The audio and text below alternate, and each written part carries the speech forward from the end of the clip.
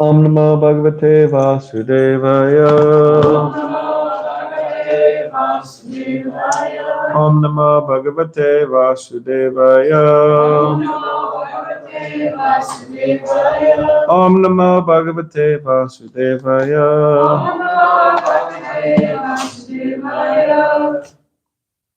So, Srimad Bhagavatam, creation, fourth canto, creation of the fourth order.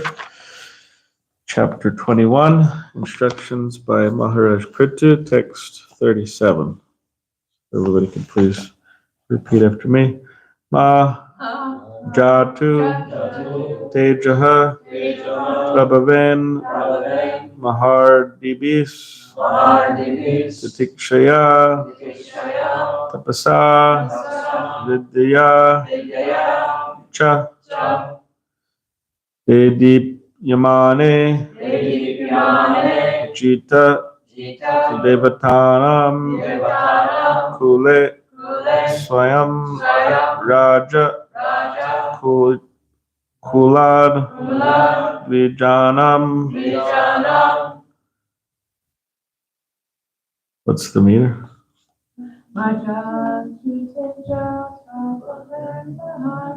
Okay. Majata Teja Prabhavan Mahardibis Tatikshayat Tapasa Vidyayacha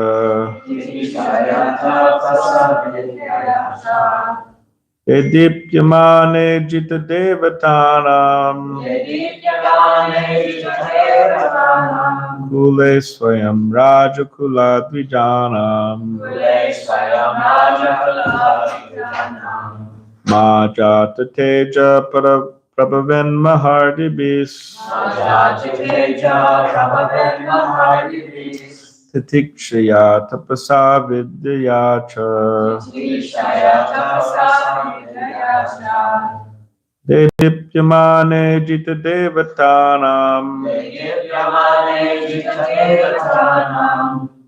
Kule Swayam Raja Kula Dvijanam Majata Teja Prabhavan Mahardibis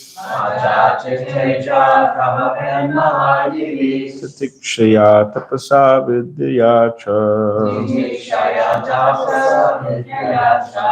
Dedipyamane Jita Devatanam Kule Swayam Raja Kula Dvijanam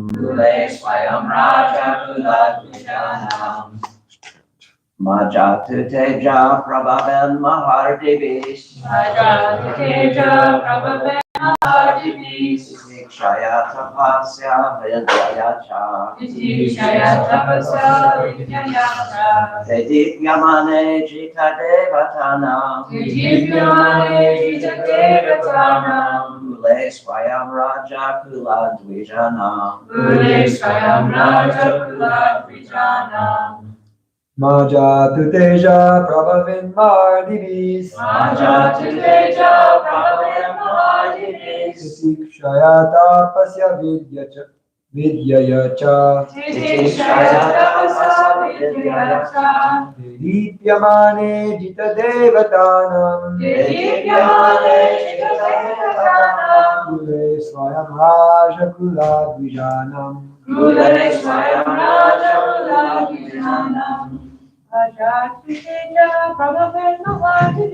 Majatu Teja Prabhavan Mahardibis Shaya tapasa vidyaya cha. Titishaya tapasya vidyayacha. Vidyamane jitadevatana. Dehivyamane chitadevatanam. Kule swayam raja kulatijana. Kule swayam raja kulatvijanam. Majatu teja prabhaven mahadivi. Majatu teja prabhaven mahadivi. Saya tapasa vidyayasa. Titishaya tapasya vidyayacha. Vidyamane jitadevatanam. Dehivyamane chitadevatanam. Swayam raja kuladvijanam. Kule swayam raja kulatvijanam. Right. Ma, never do it. Never do it. Jatu, Jatu, at any time. at any time. Tejaha, Tejaha, supreme power. supreme power. Prabhavet, Prabhavet, exhibit. exhibit. Maha, Maha, great. great. Riddhibihi, Vidyavihi, by opulence. by opulence. Titikshaya, Vidyakshaya, by tolerance. by tolerance. Tapasa, Tapasa, penance. penance. Vidyaya, Vidyaya, by education. by education. Cha, Cha, also. also. Didipyamane, Vidyamane, upon those who are already glorified.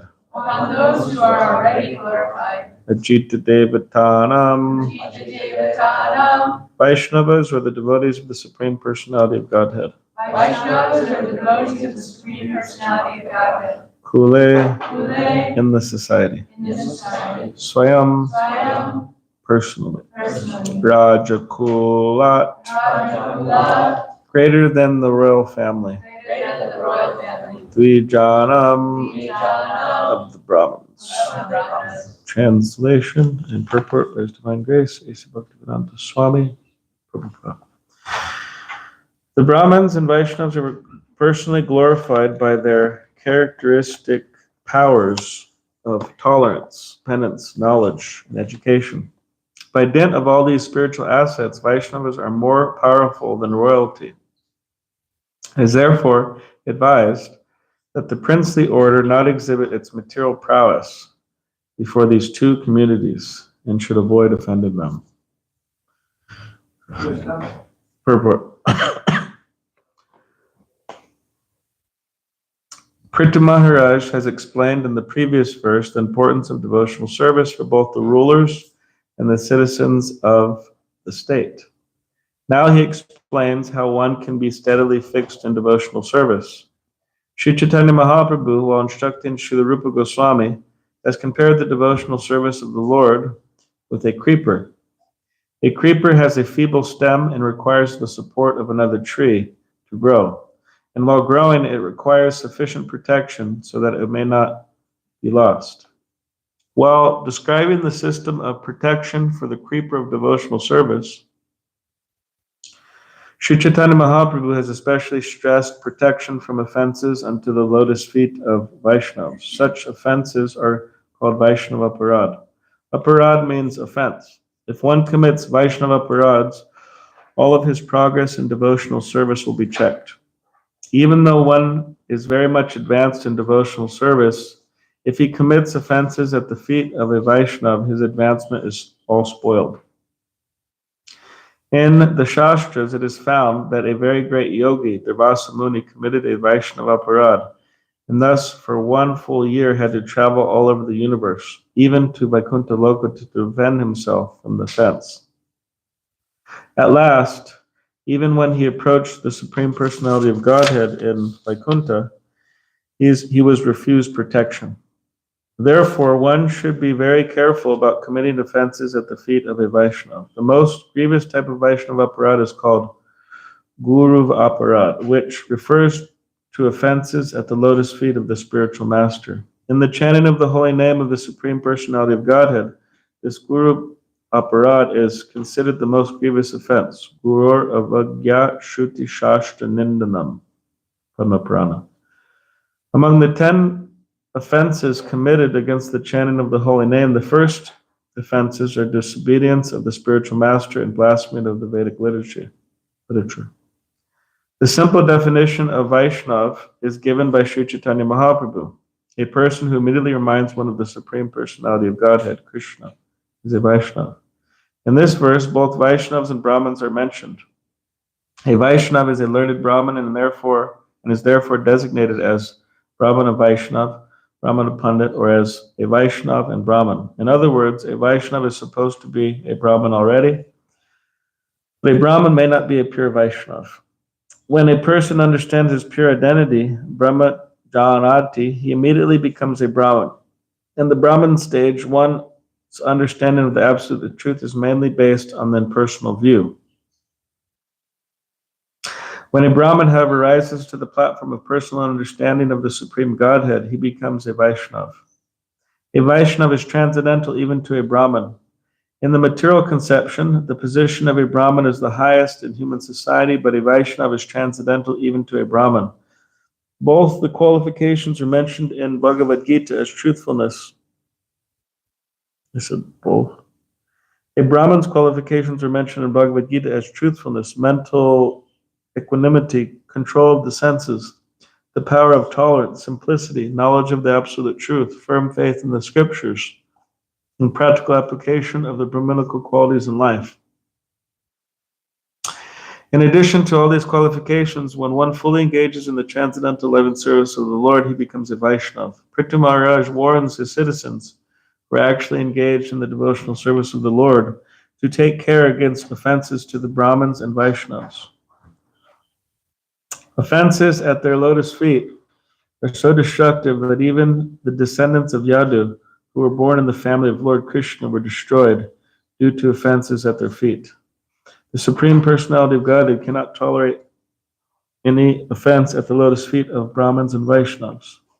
Sometimes, due to their powerful positions, princes or government servants neglect the position of Brahmins and Vaishnavas, not knowing that because of their offense, they will be ruined.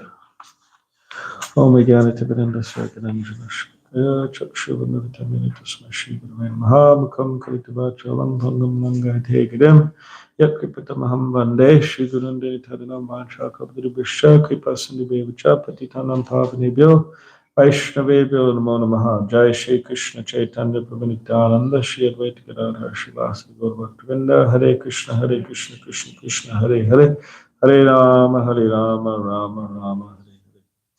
Translation one more time.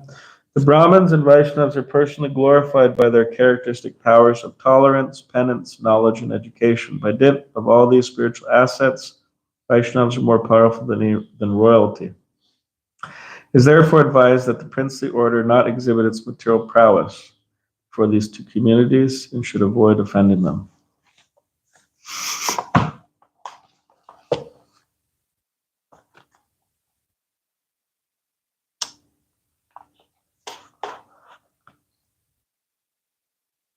So it's described in Padma Purana.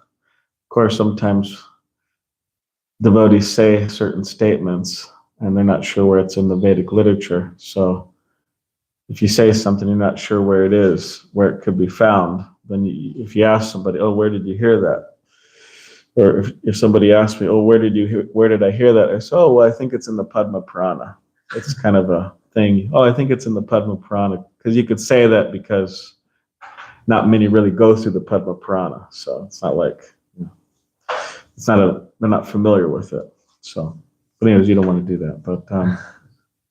But in the Padma Purana, it's actually in there. There are said to be 6 types of offenses that one could commit, Vaishnav aparad, or offenses to devotees. Does anyone remember some of those? Or one of those?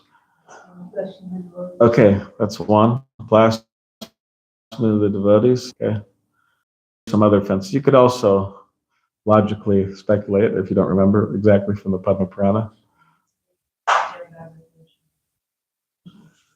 Well, that's offense to the holy name. We have offense to the devotees. What do you think? Is one of them not being happy upon seeing Vaishnava? Yes, not being happy upon seeing devotees. One should feel happy when they see I devotees. love that one. So yeah, so one is, it says not greeting another Vaishnava upon seeing them. That's considered an offense. Two, feeling malice toward. There's some ill feeling towards a Vaishnava. That's an offense. To blasphemy or criticize another devotee. That's an offense. To become angry with the devotee. That's an offense. And to not feel happiness upon seeing a devotee. That's an offense. And the last one's pretty severe. Want to guess what that one is? Yeah, to kill a devotee. That's an offense. That's definitely an offense. No doubt about that one.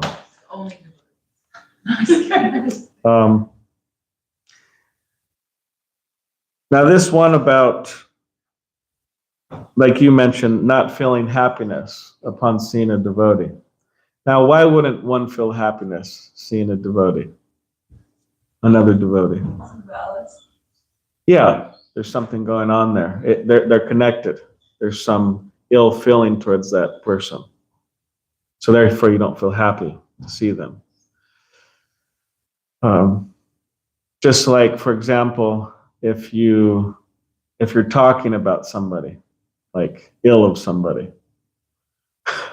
with your friend, right? With your other devotee friend, talking ill of somebody, and then the person you're talking ill of walks in the door. There's not like a feeling like, oh, hey, how are you? Like, how we're so happy to see you. I mean, there might be some pretending like that, but sometimes it's the opposite. There's an awkward, exchange. There's clearly some, negative stuff going on there. Or if you're thinking ill of someone, and the person walks in the door, you're thinking ill. You're not so happy. You're not happy to see them. But positively, if your friend has come into town and you've been thinking positively of them, when you see them, you're happy to see them. Like a friend you haven't seen for a long time, you're very happy to see them because you've been speaking well of them, or you've been thinking well of them, and you're happy to see them. So yeah. Now, in relation to criticizing devotees, there's different reasons we could criticize devotees, right? All right, what are the different reasons? Faults finding. Yeah, faults in the devotees. Now, Now, what are some specific faults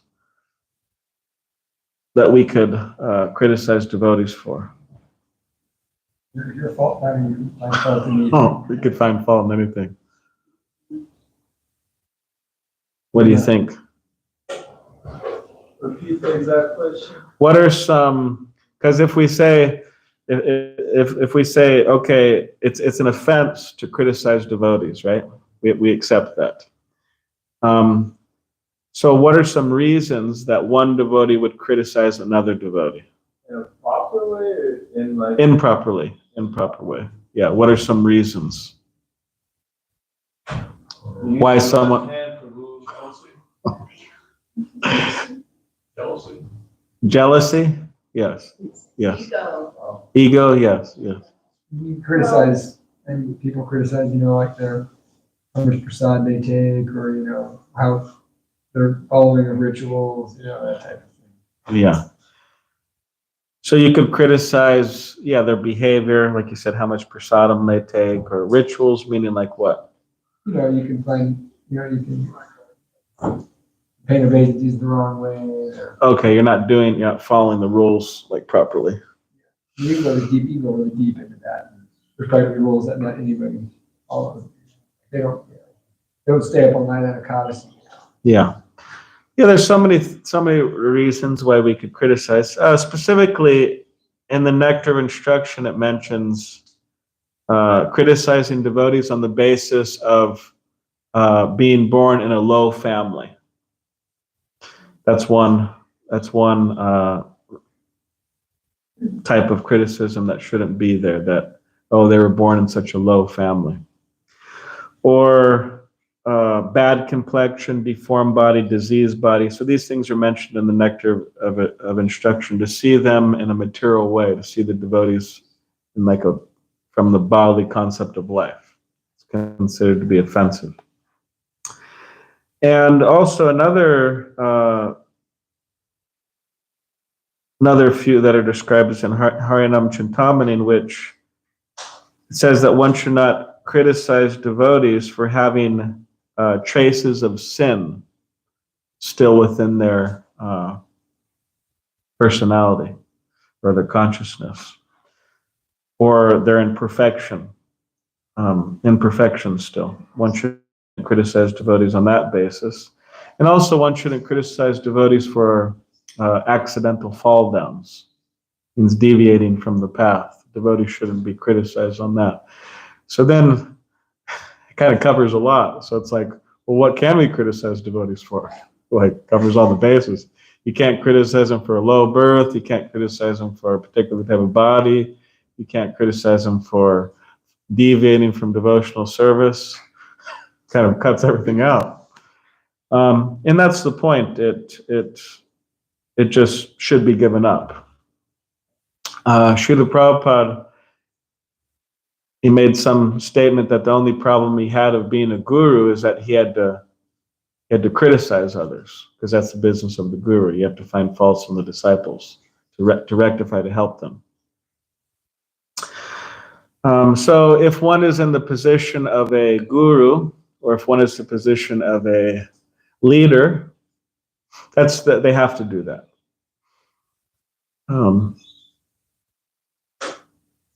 And it's interesting because sometimes we see that people, they have like a natural tendency to find faults with others. They're like really good at it. Like we were discussing yesterday, there was that person, he was finding fault with every department of ISKCON, cow protection, Gurukul, temple presidents, brahmacharis, grihastas, sannyasis. He was going on. He like covered everyone. And then Niranjana Swami, the person who he was complaining to, Niranjana Swami said, I see that you're very expert in finding fault, and if you analyze your own heart, I'm sure you'll find sufficient subject matter. But anyways, sometimes people are really expert at finding fault, and if they became more spiritually advanced or qualified, they could be really good gurus, because they're able to find faults. Anyways. So if one's in the position of a leader, and we all are in different ways, then there's some justification of finding faults, trying to correct others in a Krishna conscious way.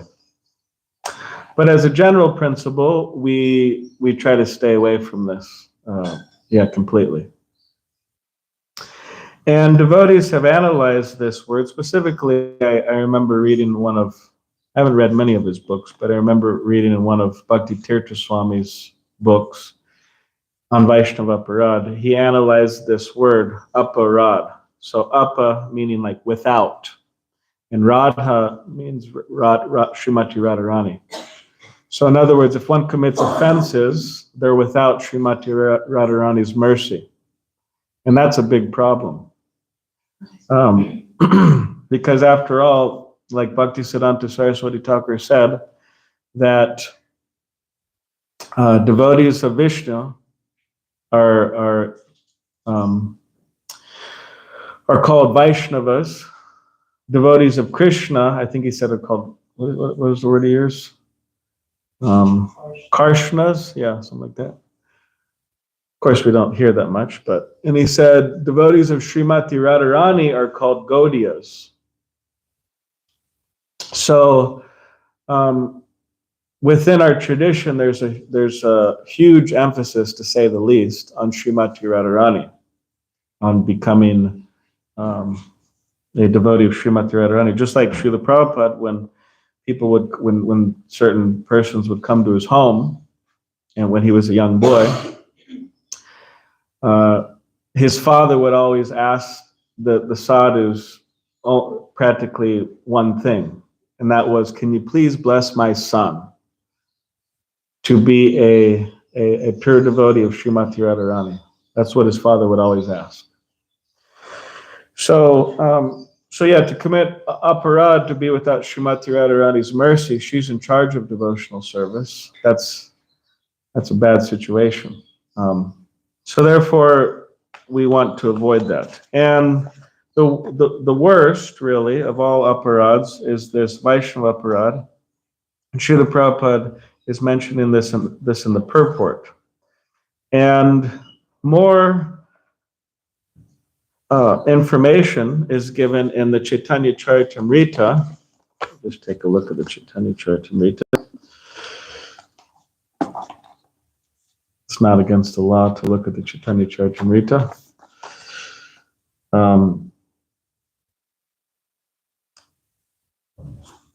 But in the Chaitanya Charitamrita, Lord Chaitanya Mahaprabhu is instructing Srila Rupa Goswami in the matter of devotional service. And Lord Chaitanya, in text 156 of chapter 19 of the Madhya Lila, it's a very beautiful section of the Chaitanya Charitamrita, like super condensed instructions in there. He says, this is the verse, if a devotee commits an offense at the feet of a Vaishnava while cultivating the creeper of devotional service in the material world, his offense is compared to a mad elephant that uproots the creeper and breaks it. In this way, the leaves of the creeper are dried up. So we have the Bhakti Lata Bij, the seed of devotion planted within our heart, and then it's growing, the creeper's growing, and while it's growing, it's Lord Chaitanya Mahaprabhu explains that we need to fence it. All the gardeners know this, right? You have to fence the plant protect it from different people stepping on it or animals or so on. You have to protect it. So what is that protection? I said that protection is, or that fence, it is compared to pure devotees of Krishna. This is an interesting point, because how do pure devotees protect us from Vaishnava aparad? Well, they don't engage in it. And then in their association, there's no room to engage in it, because they're not into that. They're into glorifying Krishna, glorifying the devotees, and serving Krishna, and so on. And then it's explained that, but if one associates with non-devotees, or maybe with devotees who have those inclinations, then one will engage in Vaishnava aparad, because that's what they do in the company. So yeah, that's mentioned. And another interesting thing that's mentioned, so many interesting things, but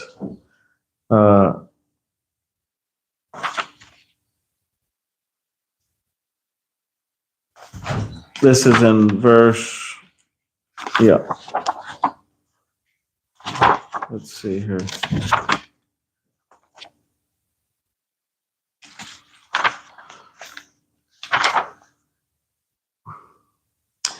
Now, in the process of watering the plant, right? Hearing and chanting, that's how we water the plant. So put your hand in your bead bag and chant.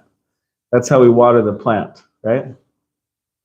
By hearing and chanting, engaged in kirtan. So that will help the plant grow and produce the fruit of love of God. Now, in that watering process, it's said that there may be weeds that grow along the plant, along the creeper, that look like the creeper. And it's said that if one could water those weeds instead of watering the creeper. It's a big problem.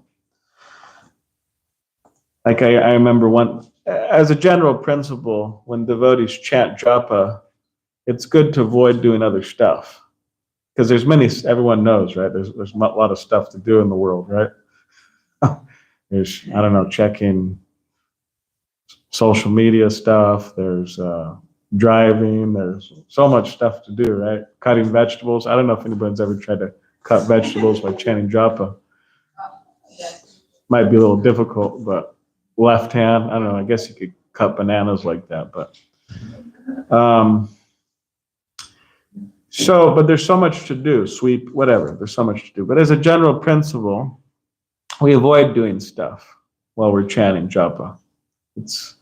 But anyways, I remember there was one brahmachari. He was out watering. He had the hose, and he was out watering in the San Diego temple. And he had his hand in his bead bag. He was chanting. And anyways, he's a very nice devotee. He's still around. It was early, he was chanting and watering. And then one devotee came out, one Prabhupada disciple, Rajendranathana Prabhu came out. And he said to this devotee, "Hey, Prabhu, are you watering the creeper? Or are you watering the weeds?" And then that devotee just kind of cut the point. So he put the hose down, continued chanting. But this verse in 160 of this chapter, Lord Chaitanya says, all right, we'll read the previous ones too. Sometimes unwanted creepers, such as the creepers of desires for material enjoyment and liberation from the material world, grow along with the creeper of devotional service. So there's other plants growing sometimes. The varieties of such unwanted creepers are unlimited. Some unnecessary creepers going with the bhakti creeper are the creepers of behavior unacceptable for those trying to attain perfection: diplomatic behavior, animal killing, mundane profiteering, mundane adoration, and mundane importance. All these are unwanted creepers. Prabhupada gives an example that sometimes someone practicing Krishna consciousness thinks that, yes, I'll make a lot of money. So it looks like devotional service. Nothing wrong with making money, by the way, but there's a way to make money in Krishna consciousness, and there's a way not to make money in Krishna consciousness. So this is the way not to make money in Krishna consciousness. That someone thinks, yes, I'll make a lot of money, and then when I make a lot of money, I'll become more surrendered to Krishna, and I'll surrender a lot of that to Krishna. And then what happens is that the person makes a lot of money, and then they just become more and more absorbed in making money, and they don't give much to Krishna, if anything. So in this way, it looks like the creeper, but it's actually a weed. So 160 says, and then the purport's very interesting, almost shocking. It would shock some people, the purport. So the text says, if one does not distinguish between the bhakti lata creeper and the other creepers, the sprinkling of water is misused because the other creepers are nourished, while the bhakti lata creeper is curtailed. Purport. This is, it's almost scary what Prabhupada says in the purport. Scary in the sense that anyways, here. If one chants the Hare Krishna mantra while committing offenses, these unwanted creepers will grow. One should not take advantage of chanting the Hare Krishna mantra for some material profit, as mentioned. All right, now this is the point that the unwanted creepers have been described by Srila Bhaktisiddhanta Saraswati Thakur. He states that if one hears and chants without trying to give up the offenses, one becomes materially attached to sense gratification. That's amazing. We could be chanting Hare Krishna every day, 16 rounds at least, engaging in so much Hare Krishna. But he's saying that if one doesn't, because there's three stages. There's one is the offensive stage of chanting. 2 is the stage of trying to give up the offenses, and 3 is the pure stage.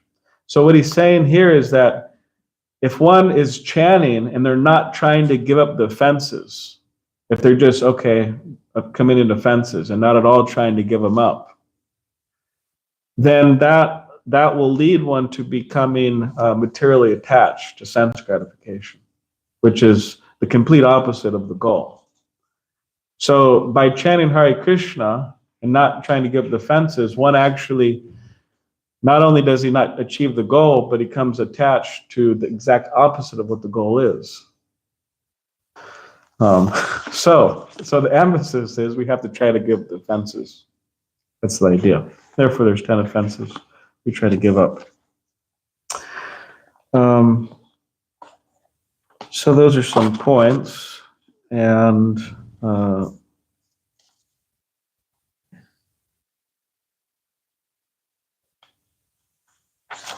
does anybody have any question? Yes. Thank you, Prabhu. Kirtaneshwara Guranga Prabhu. Beautiful verse and purport. Such a nice thing to be reminded of. So you're mentioning the nice statements from the Padma Purana, and you mentioned it kind of cuts out all potentiality for criticizing devotees ever. But then No fun, right? Then you said, if you're in a leadership role or if you're in a role of some type of management, it can be very difficult to not find or have to deal with people's faults or people's challenges. And, it's something, I personally hate doing, but then if that's your service. And then we say, like, in the sense, like, Arjuna was having to kill Bhishma Dev, who's, Mahajan. Yeah. Yeah, he was also a pure devotee. So I was wondering if you can kind of, you're also very much a leader in the temple you live at and in ISKCON. And I'm sure you had to deal with, many challenged and troubled devotees over the years. And how do you deal with that? And at the same time, remain Krishna conscious, trying to be aware that I don't want to make an offense, but I have to deal with this in such a way. And yeah. All right. Thank you for your question.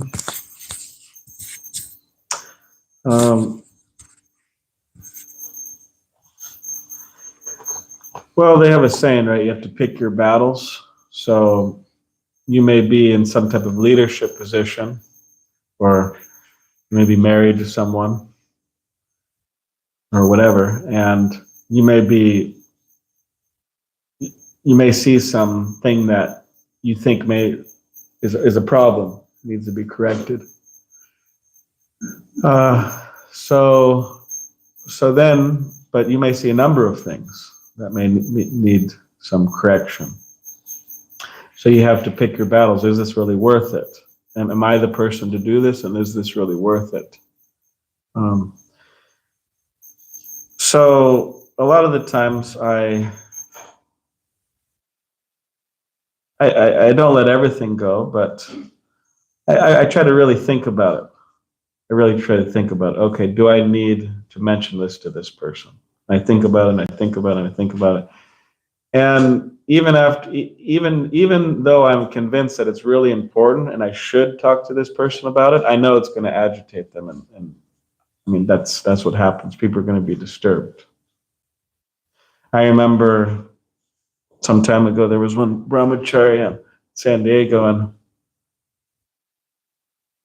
I felt that because as brahmacharis, the brahmachari should study. That's one of the austerities of a brahmachari, swadhyaya, to study Prabhupada's books.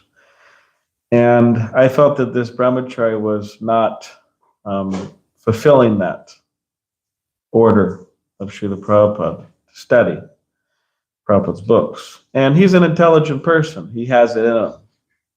Intelligent means there's different types, whatever, but he's a studious type of person, like an intellectual type of guy who could do it. But he just wasn't. And he was doing so many other things. So I remember one time I just brought him into a room and I sat with him and I said, whatever, I won't get in the whole conversation, but I just encouraged him to read. And I said, you've been around for so long, you should finish. And he got really disturbed about it. And he said, I don't have, I'm busy and hey, I'm at the farm and like back off. He was like really mad that I was telling him this.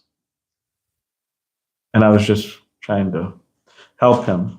But eventually, by Srila Prabhupada's mercy, and yeah, he accepted it, and he now he reads regularly and is more into it. So, but there may be other things that, okay, well, I don't think this is so important, or this will work itself out. I mean, sometimes in life things just work themselves out over time. Just kind of wait and things work out. So, but yeah, we should think about it quite a lot before we mention something to someone. Of course, things aren't black and white, so sometimes you have to tell them immediately, but in general, there might be, yeah, this is a good principle to think it out before we correct someone. And we also have to analyze that, okay, am I doing this to help the person? Because in the material world, there's a certain pleasure and power. There's a certain pleasure there. Like there was one ruler of some communist country. I forgot where it was, somewhere in the world, but she was a big time, in charge. And she was mentioning like, oh, all the sense gratification that people go after, oh, that's nothing. Like the general sense gratification. She said, power is the real thing. That's where it's. So of course we may not have that. I'm sure we don't have that like her. But if there's something in there, we have to be careful that, okay, I'm just doing this to help the person. It has to be coming from the right place. Be very Krishna conscious. So you could chant 16 really good attentive rounds, offer some prayers, and then go talk with somebody. Anyways, but those are some. Do you have any ideas about? I mean, it's a big topic, but That's kind of what I mean. Over the years, I've definitely learned how to do things more. And you said my main thing is make sure you're coming from a place of trying to help that person, because it's easy to kind of react and then, think. And then also I, let a lot of things go. I learned that from Mother Sundamini too. She's expert at dealing with people. So, like, in terms of letting things go and just in general. yeah, like little things, you're waiting for the right time. Yeah. And I always wait. That's kind of, I found the same thing. And, having maybe talking with another trusted devotee or, someone like, how should I deal with this? Yeah, that's a very good point too, to talk with devotees. See, that's a very good point because there's devotees who've had many experiences, their own personal experience. They've seen a lot. Means, yeah. So to go with them and say, oh, I'm having this issue with this person, and what's your advice? And they may say, okay, well, forget about it, or this is how you talk with them. It's a very good point. I did that a number of times, especially when I first joined with our old friend, old Mahat Tattva Prabhu, now Ananda Tirtha Maharaj. I would go to him regularly as my temple president. I would say, please give me your advice about so many things. Okay. Keep it going. She said, keep it going because the burritos are late. Okay, yes. So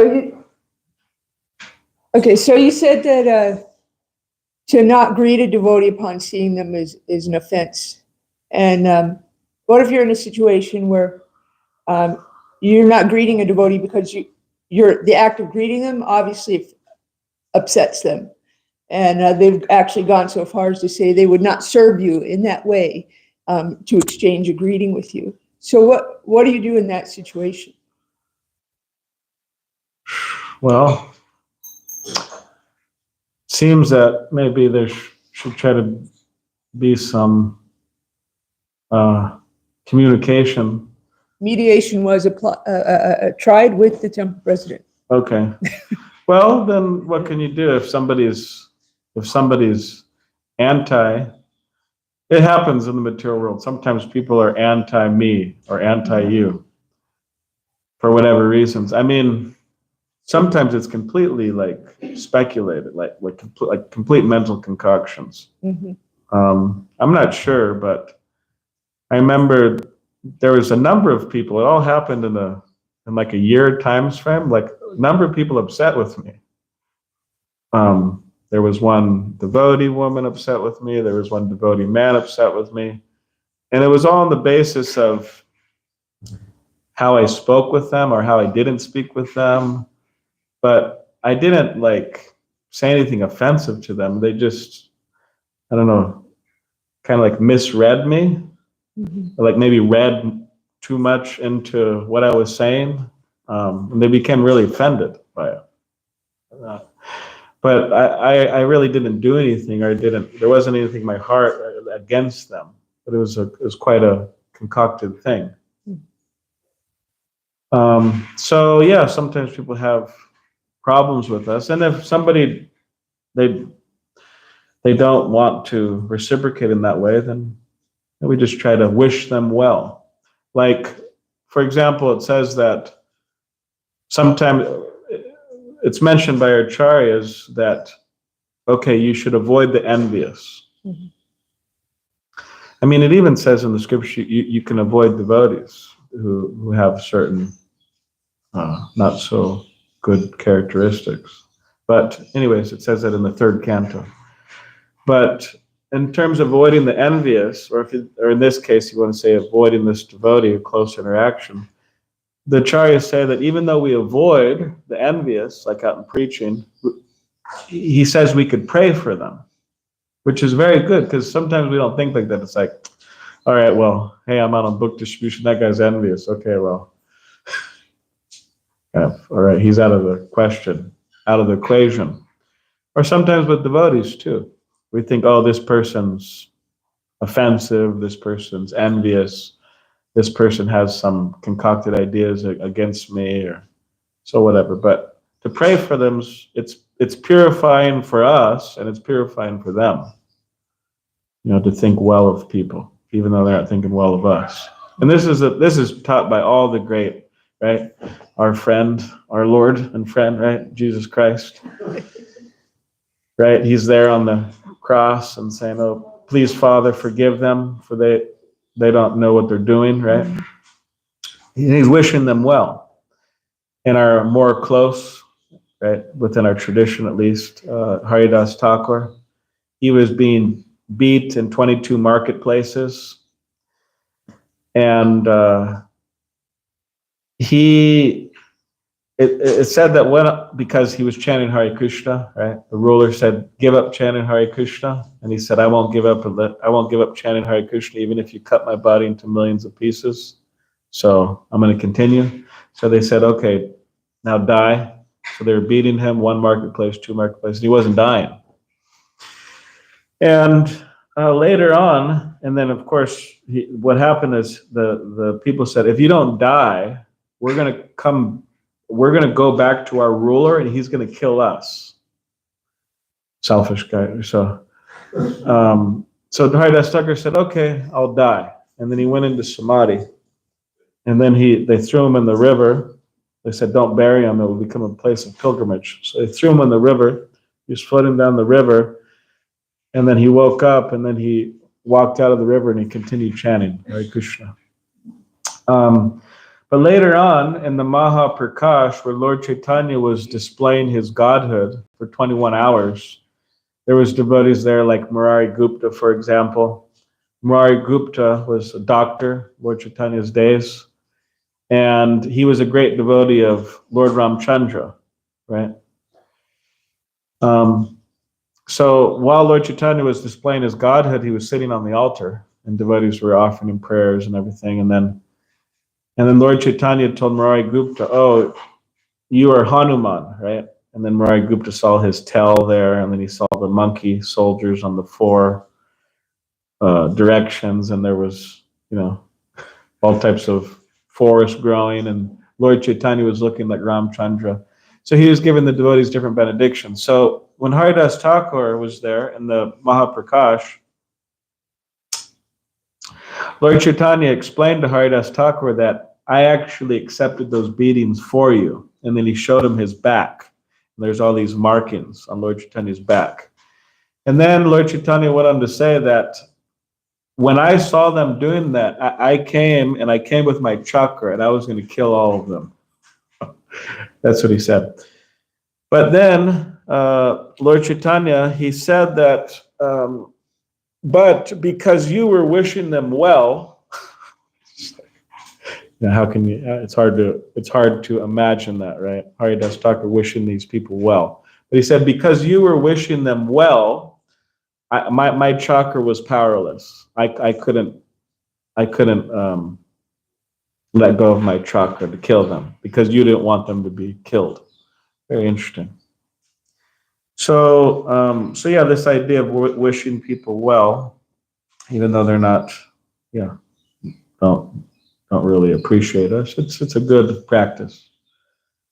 But what can you do? I mean, we reciprocate. Just as Prabhupada said that we can learn a lot by just studying ourselves about Krishna, not everything, but something. So, like Krishna says in the Bhagavad Gita, Yayata mam prapadyante tam sthitaiva bhajamyam. As they surrender to me, I reciprocate. So similarly with us, as people approach us, as people want to deal with us, we reciprocate.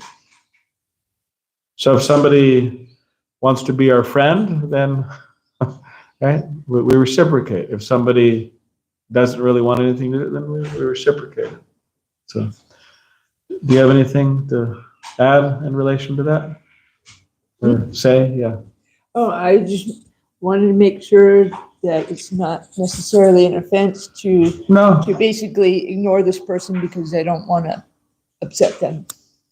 Yeah, no, you could say it's a way of serving them, right? Because they don't want you to greet them, so you could say, okay, I'm serving you. Yeah. Like that? Yeah. Yes. Comment that mentioned, power of praying for other people, which, I was raised Catholic, so. There's devotees who have prayer lists. I know a number of devotees. Yeah, I was raised Catholic, so that was like a big part of, growing up. And then I have one godbrother, Hamsa Balarama Prabhu, who is a priest in the Episcopal Church for many years. And, he's also a Brahmin devotee. And he has prayer lists. But I find that, when I find someone I really have a challenge with, I usually pray for them, and it helps me.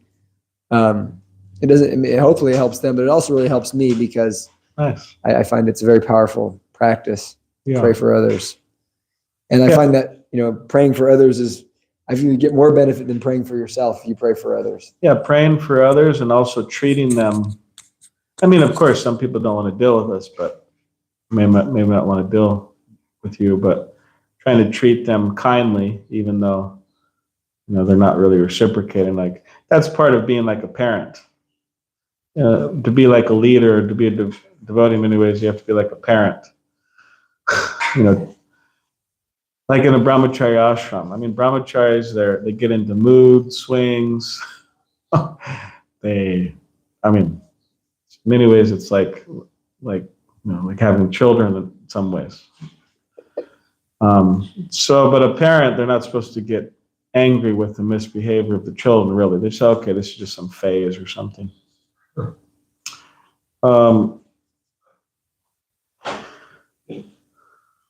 But yeah, we could pray for others, and also we hope others will pray for us. Recently, some devotee said they're praying for me. I thought that was very nice. One Prabhupada disciple. And when I visited Guyana, in Suriname, but in Guyana, there was one devotee there, a very nice devotee, Sanjay, his name is. So I went to some home program at his house, and he told everybody, he said, yes, I'm going to chant one extra round for Balarama every day to help in his, path of renunciation. I'm going to chant one more round for him. So that's very nice. Are there any other comments or questions? Wonderful class. Thank you, Prabhuji. Thank you, Hare Krishna.